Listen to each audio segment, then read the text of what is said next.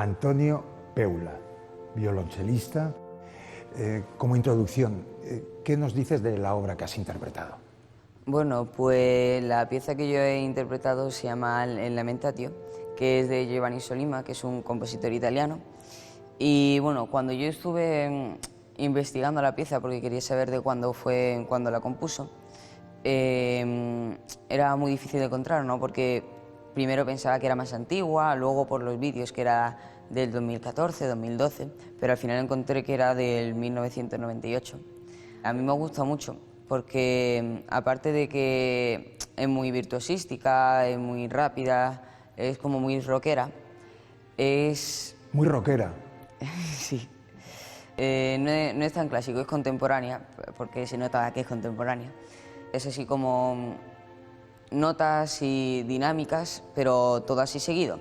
Es como más cambios, porque hay un montón de cambios. Está, por ejemplo, cuando yo empiezo, que no solo empiezo tocando, sino que también empiezo cantando, luego de repente cambia... Qué divertida. Sí, es muy divertida también.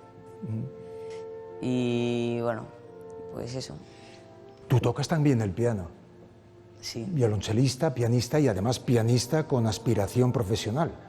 Sí, bueno, yo empecé con el piano con los 7 años y desde que empecé me han gustado los dos instrumentos por igual, el cello y el piano.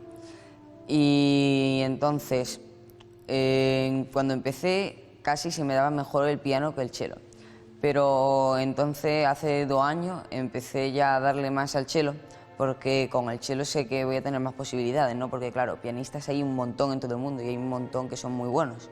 Pero chelistas, claro, el cello no hay tantos chelistas en el mundo, entonces ahora mismo le estoy dando más al cello, pero yo sigo con el piano porque me gusta mucho. Ya, fíjate, dices, le estoy dando. Para ti estudiar o tocar es dar, o es trabajar, o es llenarte de vida. A ver... ¿O le das? No, a ver, yo cuando me refiero a dar, me refiero a que sigo estudiando, sigo trabajando, claro, y sobre todo disfrutando de ello, porque es importante trabajar una pieza, pero siempre teniendo en cuenta de que luego cuando la vas a interpretar no solo vas a pensar en cómo es, cómo está hecha, aquí tienes que tocar no sé qué, sino que también tienes que vivirla, tienes que disfrutarla.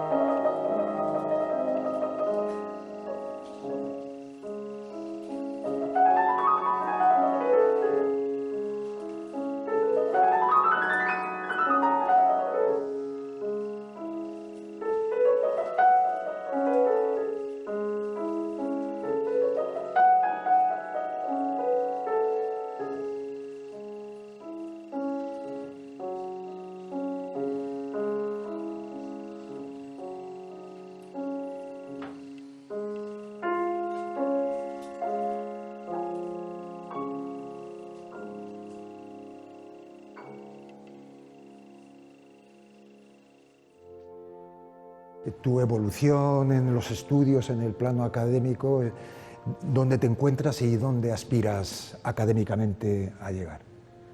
Pues yo quiero ser solista, también quiero ser director de orquesta porque me ha gustado siempre desde chiquitito y también quiero ser compositor. Pero eso ya cuando sea ya más mayor, ¿sabes? Hoy en día ya cuando la gente suele componer las grandes piezas ya no es de tan joven como era antiguamente, porque antiguamente se le implantaba la música desde chiquitito. Entonces además te obligaban, porque era el trabajo ser compositor y componer una pieza tras otra.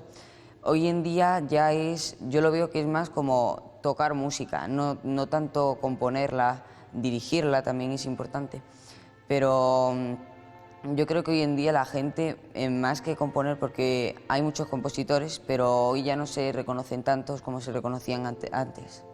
¿Y el siguiente paso académico? Estás ahora en Málaga. ¿Por dónde va? ¿Vas a seguir algún profesor? ¿Vas a seguir alguna escuela? ¿Algún conservatorio de algún lugar? ¿O piensas quedarte en España? Yo ahora mismo estoy aquí en Madrid, doy clase, soy de Málaga, pero doy clase en la Caterina Gurska con Mijau. Y en un futuro, pues yo ahora mismo no sé qué haría. Sé que tampoco sé a dónde me iría. Yo lo que sé y lo que quiero es que irme fuera de España, porque para poder tener un futuro, para poder tener caminos abiertos, puertas abiertas, como yo lo digo, necesitas abrirte paso por el mundo, no solo quedarte donde tú estás. Pero yo de momento, ahora mismo, lo que quiero hacer es quedarme con Mijau, porque él es muy buen profesor y sé que él me va a guiar por el buen camino. ¿Y tú cuando te encuentras con una obra nueva, cómo abordas el trabajo inicial? ¿Te fijas en el texto musical? ¿Te fijas en la estructura de la obra? ¿Te fijas en las cuestiones técnicas que va a suponer esa obra de cara al instrumento? ¿Cómo lo tienes? ¿Cómo lo organizas?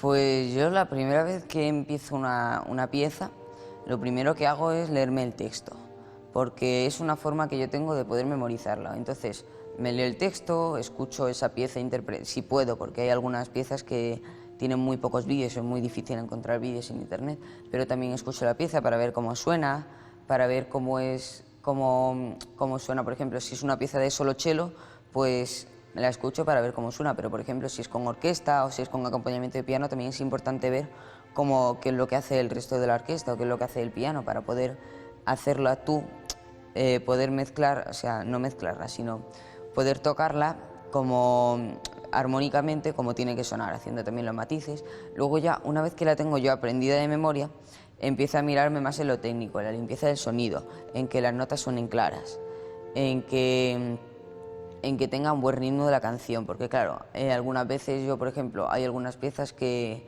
cuando empiezo la toco o muy rápido o muy lento de cómo tienen que ser, y luego ya es mi profesor quien me guía en eso, quien me dice, pues mira, esta pieza es en realidad más lenta, o para esta, o tienes que tocarla tú más lenta, o como vamos a ir a tal sitio, la tienes que tocar más rápido, porque ellos la van a tocar más rápido.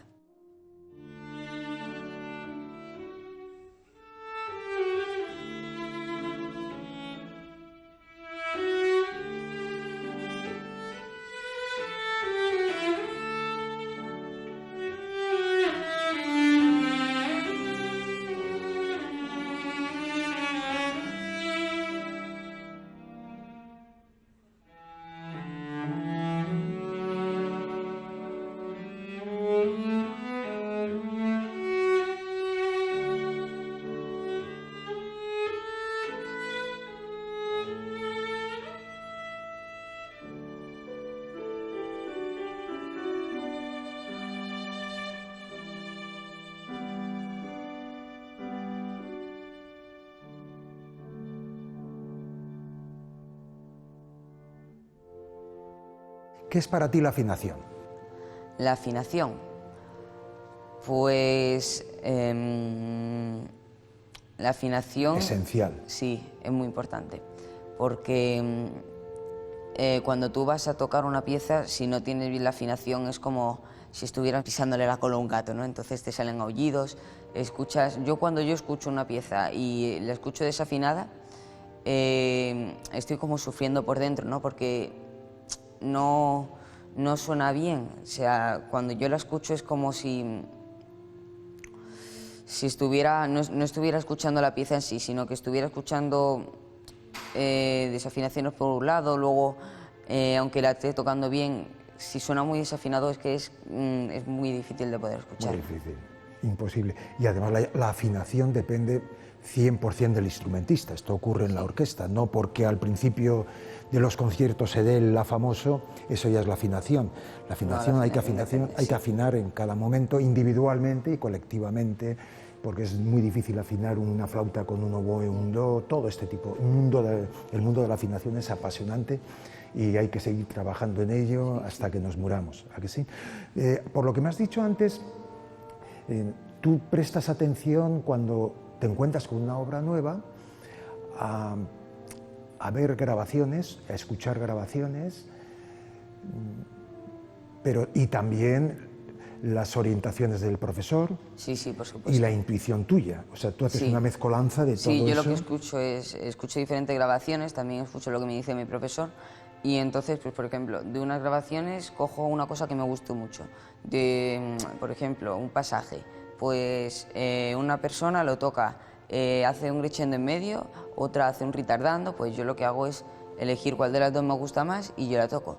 Y ya cuando ya tengo dominada la pieza, cuando hago lo que me dice mi profesor, si hay alguna cosa que quiero cambiar o que a mí no sé, no me convence del todo cómo la hago, pues entonces ya la cambio.